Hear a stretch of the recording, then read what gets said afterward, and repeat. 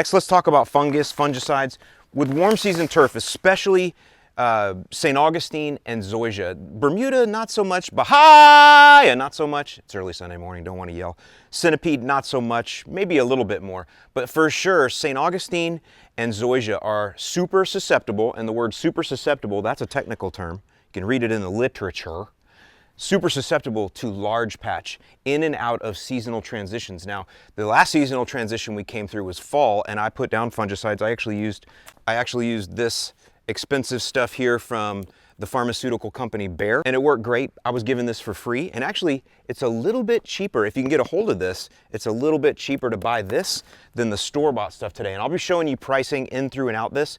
The difference is convenience, right? But I've been using this, it's worked well. However, I haven't applied fungicide in about 45 days, especially on my new sod. I definitely need it there, need it everywhere. So we're gonna apply fungicide today. I've already showed you how to use this, the expensive, when I say expensive upfront investment, pharmaceutical stuff. The good news is you can get very, very similar products, and when I say that, same chemical class, same mode of action.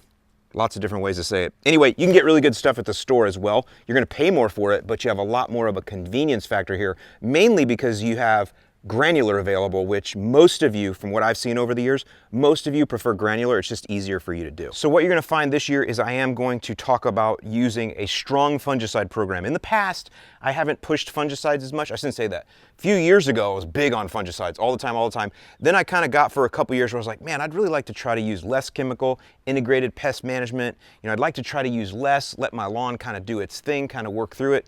But man, I got rocked with disease for a couple years there, so went back to it. I've also found that all the powers that be, the ones that create the literature, those people that work at the universities and stuff, they don't mind the pharmaceuticals. They're all about that. It's nitrogen and phosphorus that scares them, but not the pharmaceuticals. So blanket the earth with chemicals according to the universities, you're good to go. So that's what we're gonna do, again, because I want my grass to be thick and green and healthy, and I don't want disease to hit it. Large patch, big deal, heading into the seasonal transition.